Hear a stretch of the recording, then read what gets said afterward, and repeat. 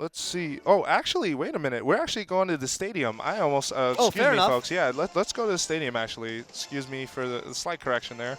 Okay. You're familiar with the stadium, of course. Oh, yeah. That's another sort of Smash mainstay. It's and this is going to be where you find modes like the home run contest, which has been around since Melee. You've got Target Blast, Which is new. Multi-Man Smash. Target Blast is new. Multi-Man Smash we've had. Yeah.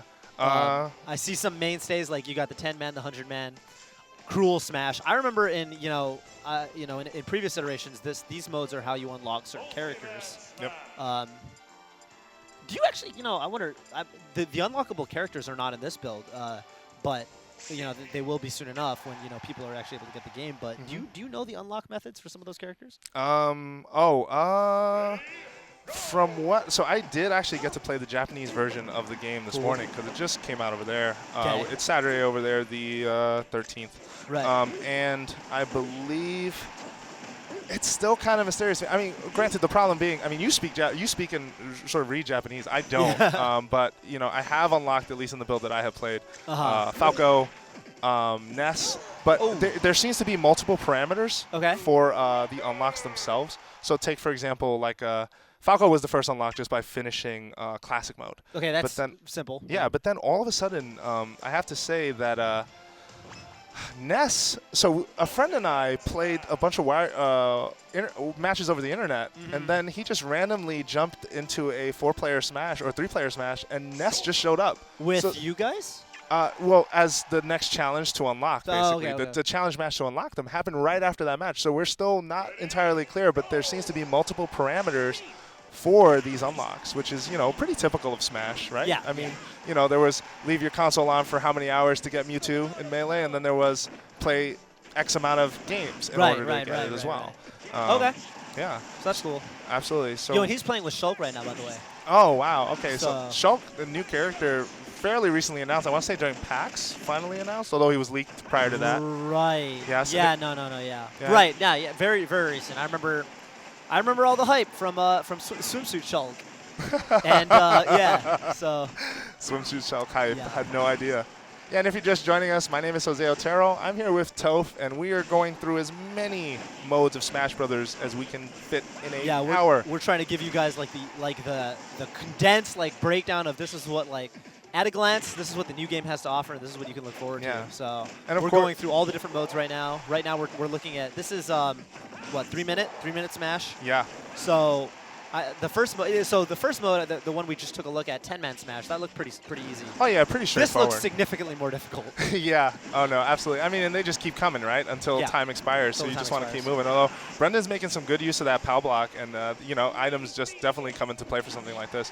What I did notice for Shulk, this character. Now I didn't mess around as much as I could have with the customization, how he uses the B attack to change his properties. But my initial impression from Shulk is he's of the swordsmen, he's one of the slower ones, but he's got huge powerful moves. He's when he does his aerial attacks, he just swings his sword and covers a whole bunch of space around him, which I would assume in a mode like this just could be super useful because you've got 3 or 4 of these guys on your tail. Exactly. And you're just boom, Yeah. So. And I do love how the Mii fighter kind of fit into all of this because up until this point, in the multi-man modes, they were sort of generic-looking characters, right, with different wireframe and different proportions and just weird. Yeah. I feel like the Miis are sort of a better fit, honestly. Although the occasional character will show up, like Ike just came out. Giant Ike. Giant Ike showed up. So I mean, what they used to do is they would take a character like Captain Falcon and they would make him a kind of a generic version with no B moves, and that would be the standard character you fight. Yeah, so yeah, it's and there'd be a female variant too, even though there wasn't a female variant. Like in Melee, for example, there isn't a female, I don't think, that has those proportions that looks like that. There was no Zero Suit Samus. No, in Melee it was Zelda. Oh, it was a dressless Zelda, but it was based on the Zelda build, I guess. Okay, there you go. The more you know. Yeah. I did not know that, so very cool. But there's obviously a lot more they can do with the Miis, so it's interesting. I remember when Miis were first announced for the Wii, and it was I wonder how Nintendo's going to incorporate this new, how they're going to market it and how they're going to incorporate these customizable little dudes into their games. Yeah. And, I think finally, with them, making an appearance in Smash Brothers, I think it makes a lot of sense. It does make a lot of sense. I feel like at the time when the Mii became sort of a core part of their marketing, it was a little bit of a step back for all of us because we were so used to the Marios and the Zeldas and the Metroids and the F-Zeros. More detailed characters. Yeah, and just more sort of built worlds, essentially. Right. So we're winding down to the 10-minute mark. Brendan's going to jump into a Target Blast next. Cruel Smash, by the way, we're not going to be able to do it, play it on the stream, but Cruel Smash is brutal, as Cruel Smash tends to be. I have and did not last very long. I mean, that's the idea. I mean, because the whole. I mean, if it's anything like the previous iterations, it's just like these. You fight these computer opponents. There's like 4 or 5 of them, and they're ridiculously powerful. Like, they're smart opponents, and they've got ridiculous properties to them. So they'll just knock you out so quickly.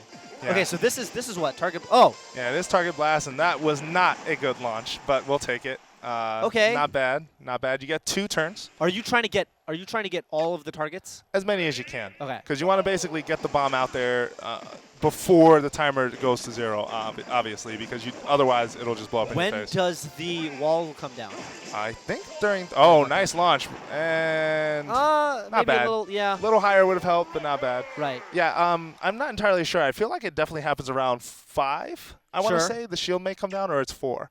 But yeah, you definitely want to be very cognizant of when you launch that thing, though, because if you just put in a bad spot, right, you're sitting there for the next 5 seconds going. It looks like strategically, it looks like you want to use your because you don't get to view it, the configuration of the targets until the second, or until after the first launch. Sure. So you want to do your first launch and see where everything is, and then cover everything else.